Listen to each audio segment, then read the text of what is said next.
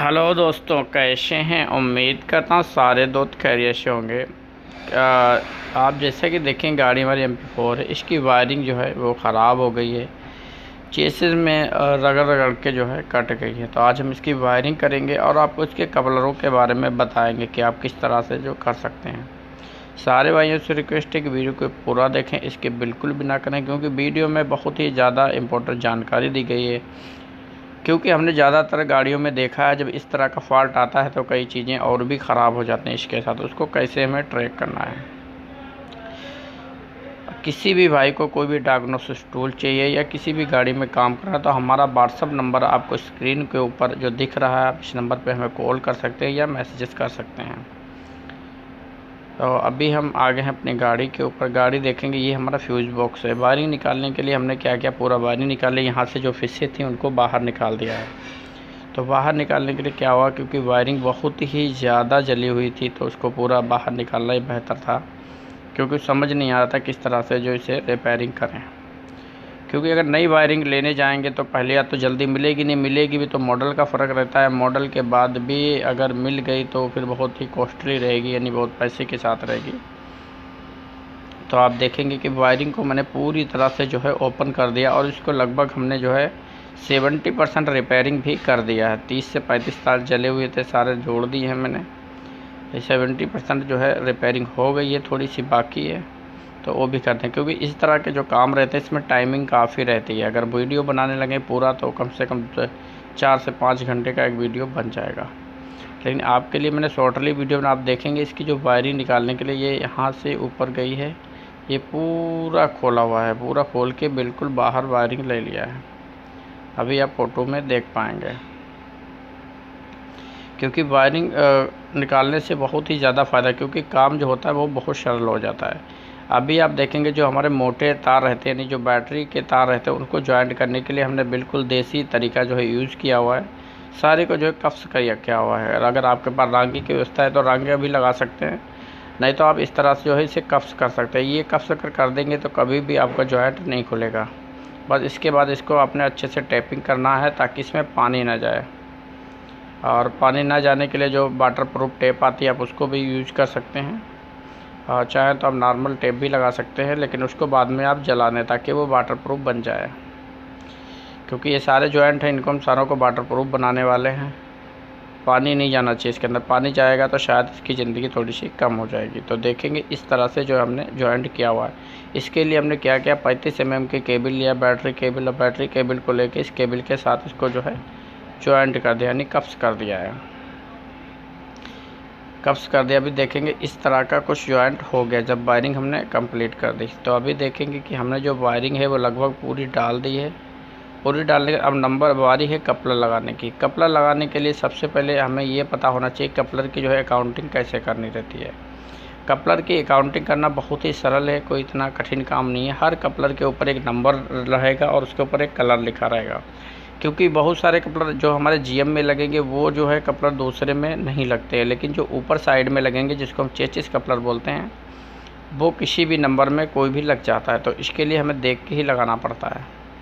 खासकर नए लोग हैं जो उनको तो बहुत ही ज़्यादा इम्पोर्टेंट है उसको देख के लगाए। अगर जो पुराने लोग हैं तो उनके लिए कोई दिक्कत नहीं, क्योंकि वो आसानी से जो है काउंट कर सकते हैं। तो एक अब देखो जो है काउंट करने के लिए हमें क्या करना है, 1 2 3 हमने गिनती कर लिया, यानी तीसरे नंबर पे लगना चाहिए। हम आपको बता रहे हैं, देखो ये इसमें भी लग रहा है, आखिरी में लगा रहे हैं। इसका कपलर नहीं है लेकिन इसमें भी फिट हो रहा है। एग्जांपल के तौर पर ये किसी में भी लग जाएगा। और किसी में जब लग जाएगा फिर आपको दिक्कत आएगी कि क्यों नहीं लग रहा, गाड़ी स्टार्ट नहीं हो रही है, कोई प्रॉब्लम बन जाएगी। तो देखेंगे कपलर के ऊपर जो नंबर है उसको नंबर को पहले हमें अकाउंट करेंगे। और जैसे कि अभी आप देखें GM में अगर आएंगे तो GM में आपको ये देखेंगे इसके ऊपर कोई भी नंबर नहीं है, लेकिन ये एक ऐसा फिश है, ये कहीं लगेगा नहीं, जहाँ का है वहीं ही लगेगा, क्योंकि ये स्पेशल है। जो भी स्पेशल चीज़ रहती है वो वहीं लगती है, दूसरे जगह नहीं रहती है। अभी देखो मैंने फिट कर दिया, ये कपलर को फिट कर दिया। अभी देखेंगे ये यहाँ पे है हमारा, ये नंबर अभी दिख नहीं रहा है कितना है, 32 नंबर होगा, 26 होगा, 27 होगा। ये 26 है, 27 नंबर का है। अब 27 नंबर कपड़ा लगाने के लिए नीचे 32 का है, तो 27 नंबर आप देखेंगे इसमें कहाँ पे है, ये आपके ऊपर स्क्रीन के ऊपर हमने डाल दिया है। अब इसमें भी देख सकते हैं 27 नंबर डालेंगे इसमें कपलर लगा देंगे जिसके ऊपर लिखा होगा। अभी हम सारे एक एक कपलर देखेंगे। ये 16 नंबर है और ये हमारे सारे कपलर हम देखेंगे। जो नंबर आएगा वही नंबर का कपलर हम उसमें लगा जाएंगे, नंबर बाई नंबर। सारे भाइयों से रिक्वेस्ट है, जिन भाइयों ने अभी तक हमारे चैनल को जो सब्सक्राइब नहीं किया सब्सक्राइब करें, क्योंकि इस तरह की इन्फॉर्मेशन वाली वीडियो मैं हमेशा अपने चैनल के ऊपर अपलोड करता रहता हूं और आपकी जानकारी में इजाफा करता रहता हूं। अगर किसी भी भाई को कोई भी टूल चाहिए या कोई ट्रेनिंग चाहिए कंप्यूटर चलाने के लिए तो भी हमारे व्हाट्सएप नंबर के ऊपर हमसे संपर्क कर सकता है। हमारे पास ऑनलाइन ट्रेनिंग अवेलेबल है, आप चाहे किसी भी कंट्री में हो, आपको ऑनलाइन जो है डायग्नोसिस की सुविधा भी हमारे पास उपलब्ध है।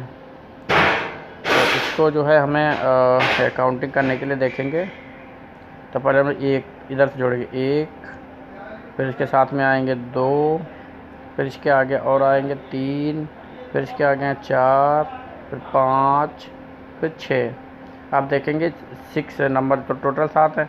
तो यहाँ पे हमें जो लगाना है वो 6 है, 6/1, यानी इधर से जोड़ेंगे तो फिर इधर ऊपर वाले में जोड़ देते हैं। 1 2 3 3 हो गया, फिर उसका 4 5, ये हो गए 5/2, यानी 52 नंबर फिर से निकलेगी। देखो 5/2, देखो 52 नंबर निकलेगी। क्योंकि इसको अकाउंटिंग करना बहुत सरल है, जिन लोगों को नहीं पता है उनको जल्दी दिक्कत होती है, और इससे तो बहुत सरल है। ये दोनों तरफ से काउंट की जा सकती है, नीचे से ऊपर की ओर भी की जा सकती है और जो है लेफ़्ट से राइट की ओर भी अकाउंटिंग की जा सकती है। जैसा आपको सरल लगे आप खुद ही कर सकते हैं। अगर आपको ये समझ नहीं आ रहा तो आप इसका एक फ़ोटो भी लेके अपने पास रख सकते हैं, कभी भी इसको ओपन करें।